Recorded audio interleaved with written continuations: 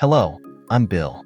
In this video, we'll explore 5 methods to reconcile data from 2 tables using Excel formula, pivot table, Power Query, and a macro. This tutorial will introduce you to these powerful Excel tools, even if you've never used Power Query or macros before, and help make your tasks easier and more efficient. We have 2 sales tables from 2 months by a sales team. Note that the names in the columns aren't exactly the same in both tables. Some are repeated, and some are unique to each month. Our goal is to create a unified table showing sales for both months for all team members and to calculate the variance between the 2 months. Method 1. Using VLOOKUP and removing duplicates. Let's start by preparing the header. Next, we need to combine all the names from month 1 and month 2 and keep only the unique values.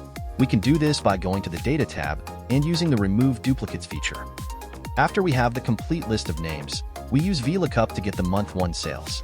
Remember to use F4 to lock the range, ensuring the formula can be dragged down without issue. For names not found in month 1, which are names only present in month 2, encapsulate the VLOOKUP in an if-error formula to return 0.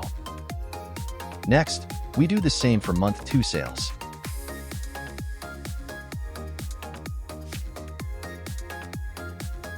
Finally, we calculate the variance by subtracting month 1 sales from month 2 sales.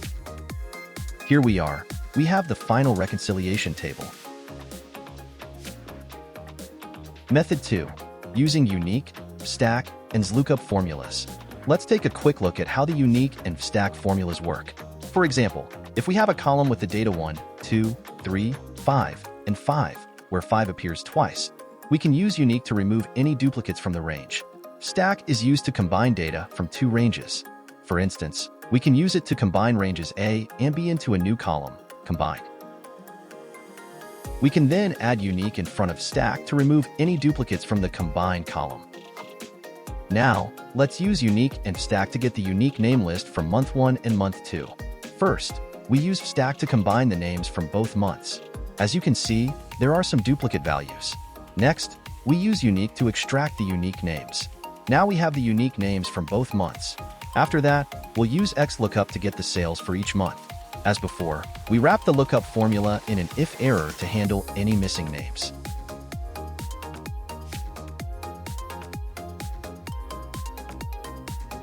Finally, we calculate the variance between the sales values of the 2 months. Method 3. Using a pivot table to generate the reconciliation summary table. First, let's prepare the data source by combining the sales tables from both months into one. To differentiate between month 1 and month 2 sales, we add an additional column labeled Source. Now let's insert a pivot table. Here's a tip for inserting a pivot table. Place your cursor within the data range and then insert the pivot table. Excel will automatically select the data and suggest creating the pivot table in a new worksheet by default.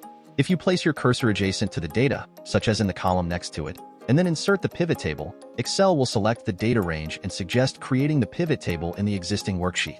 Both methods automatically select your data range, but offer different destinations for the pivot table.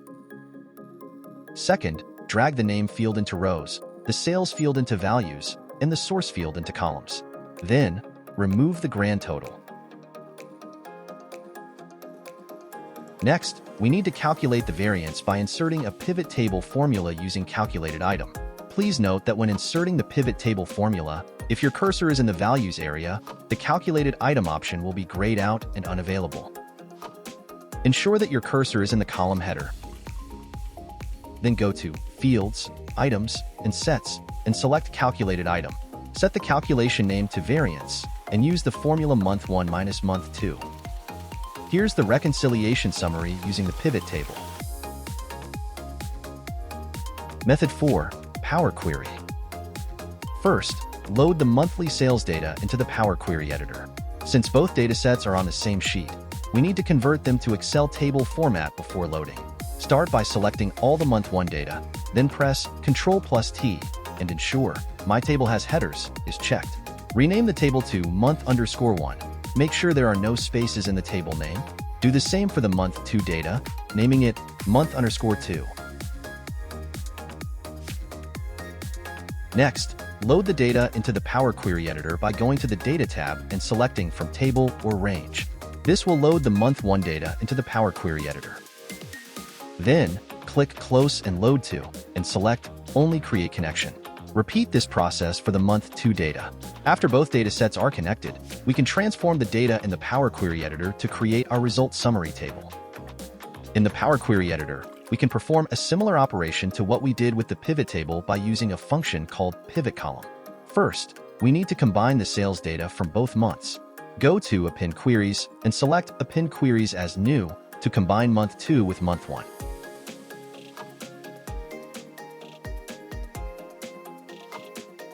We need an extra column to identify which month the sales data belongs to. Go back to the month 1 data, go to Add Column, and select Custom Column. Name the column Source and type Month 1 within double quotation marks in the formula field. Do the same for the month 2 data, labeling it Month 2.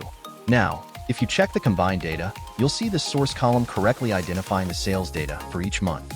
This happens because the combination step occurs after adding the source columns to both months' data. With the combined data, we can create a pivot table in Power Query similar to the one we created in the worksheet.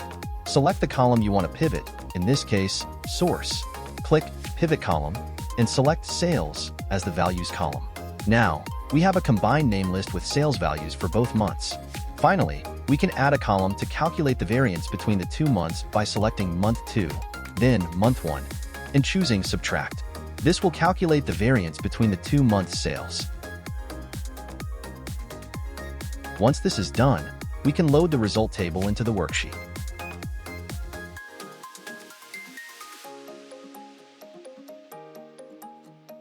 Method 5. Macro. In this video, we'll explore how to use macros with the help of ChatGPT. This method requires no prior experience with macros, and we'll use a real-world example to help you gradually understand and explore more macro functionalities. First, let's make the Developer tab available on the top bar. Go to File, then click Options, and select Customize Ribbon. Ensure that Developer is checked in the second box. Next, go to the Developer tab and click Visual Basic. Then, right-click, select Insert, and choose Module. Now, let's use ChatGPT to generate our code. In my prompt to ChatGPT, I described 2 tables for month 1 and month 2, each containing names and sales figures. I requested ChatGPT to generate a VBA macro to create a reconciliation table in Excel. The macro should combine unique names from both tables, display sales from each month, calculate the variance, and ensure proper formatting and alignment, outputting the results starting in cell AJ1 on sheet 1. Here are 3 tips for using ChatGPT to generate macro code. First, be specific. Clearly describe your data structure, including cell ranges and column names, to ensure accurate code generation. Second, define outputs.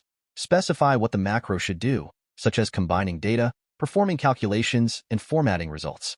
Third, test and iterate. Run the generated code and be prepared to make adjustments. Use ChatGPT to refine and troubleshoot the macro as needed. You can find my prompt and the VBA code in the description below the video. Now, let's copy the code and paste it into the macro. Then, simply run it.